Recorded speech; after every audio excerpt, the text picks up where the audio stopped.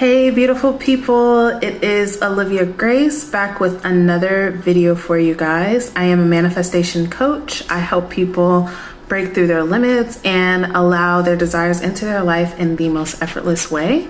So today we are actually talking about how to allow your desires in. This is a question that I've been getting recently on how do you actually allow your desires in. Hey Mani, thanks for always checking in.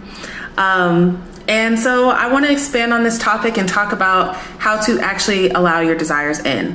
The first thing that I want to say is that I'm going to use like a little metaphor with you guys. This is how I like to kind of bring clarity around subjects when you can kind of relate it to something. So I actually got my hair cut, if you can see, like, I don't know, you guys probably haven't seen what my actual hair looked like anyways, but I did get it cut.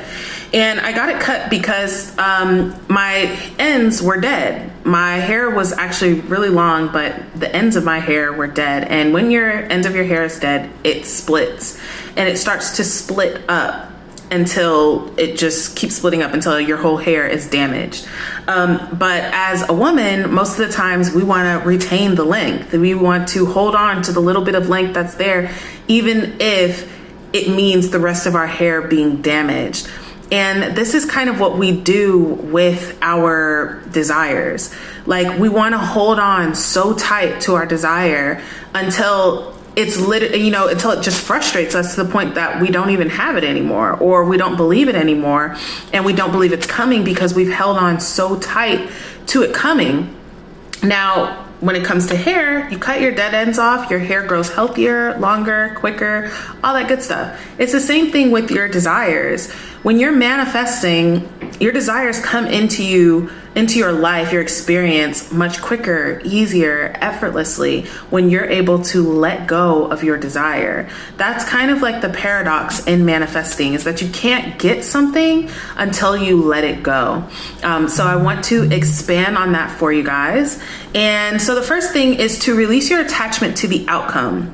As far as releasing your desires, how do you do that? You want to release your attachment to the outcome. You want to be okay with it going this way or going that way. And again, a lot of people will see that and be like, well, doesn't that mean that I'm like giving up? Or doesn't that mean that I don't care? And it's not that. It's just that you're trusting the overall process. You're trusting that at the end of the day, it's going to work out in your favor, whether it goes the way that you expect it to go or not. A lot of the times, especially when you're manifesting, because it is coming from kind of a higher power, although that higher power is within you, we are operating most times from a human consciousness, a human awareness. So we're not aware of the higher power. We're not aware of the highest path. We're not aware of the easiest, most effortless way that the universe is aware of. And so we may be attached to an outcome and thinking that this is the outcome, right? Like, for example, with money, a lot of people are attached to the outcome of winning the lottery. This is the only way that I can, live my dreams. This is the only way that I can, be rich and prosperous, is to win the lottery. I'm just going to spend all my money on lottery tickets. And the universe might have a gift, probably has put a gift inside of you that is not just going to bring you money, but bring you fulfillment as well. And so while you're attached to the outcome of winning the lottery and you're not winning the lottery and you're like, oh, I'm not winning, nothing's happening, my manifestation isn't coming. Whereas you're really supposed to be giving this gift to the world that's within you, that's going to also fulfill you and put tons of money in your pocket. The other thing is to know that your desire is inevitable. This is something that I've been practicing recently, and it automatically releases resistance and allows you to let go. Because when you know your desire is inevitable, when you come across small hiccups in your life or on your manifestational path, you don't get thrown off. So when you're manifesting something, most people, honestly guys, and I'm gonna tell you this, when you're manifesting something big, it almost always goes wrong initially, right before it's about to go right. Right? It always, like when I was manifesting a car, both times that I've manifested a car, initially the place that I went to first both occasions told me, we can't help you. You don't have, this, you don't have that. We need this amount of money, this, that. We just can't help you.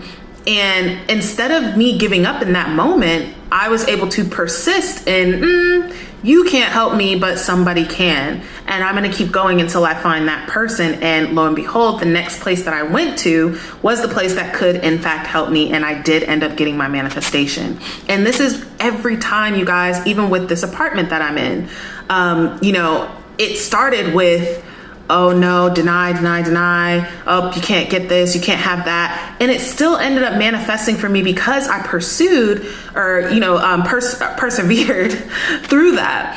And what most people do is they get to that block. Like, your manifestation is here, they get right here and it doesn't look how they thought. And then they're like, never mind, it's not working for me. Never mind, I knew I couldn't have it. I knew this was too good to be true, blah, blah, blah. That's how it goes. Instead of knowing, when my desire is inevitable. There's nothing I can do to mess up my desire. There's nothing I can do or anyone else can do to stop my desire. It's mine. It belongs to me. I've already claimed it. And this, again, sounds a little contradictory to letting your desire go.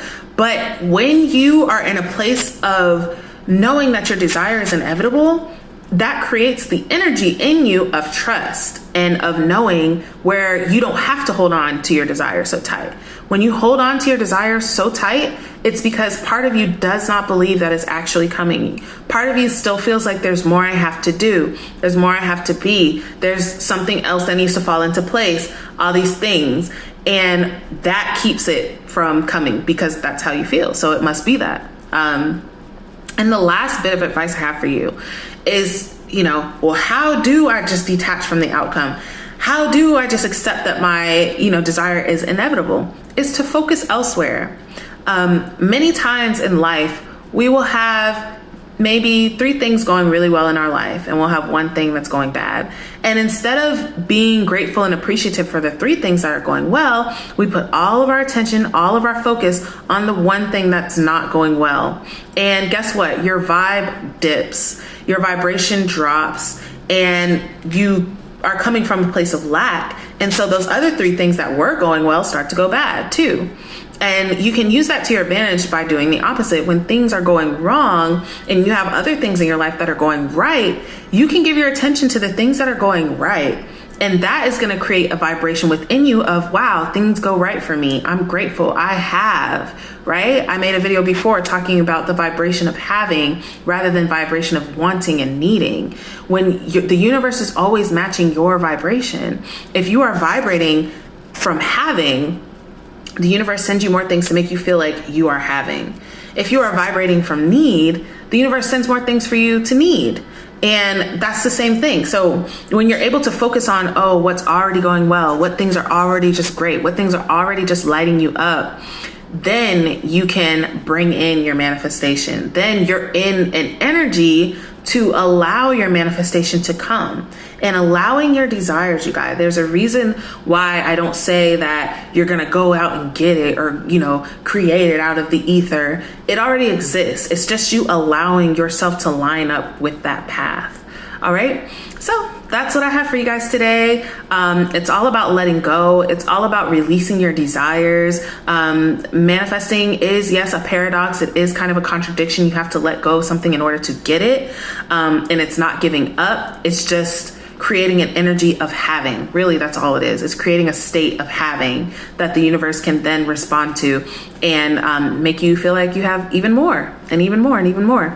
So I hope you guys are having an amazing day. If you like this video, then please like it, comment, share. If you have any suggestions, questions, do comment them. If you're interested in one-on-one coaching, I will put a link in the description for you to book a breakthrough call with me so we can see if we can work together and manifest some amazing miracles into our lives, into your life.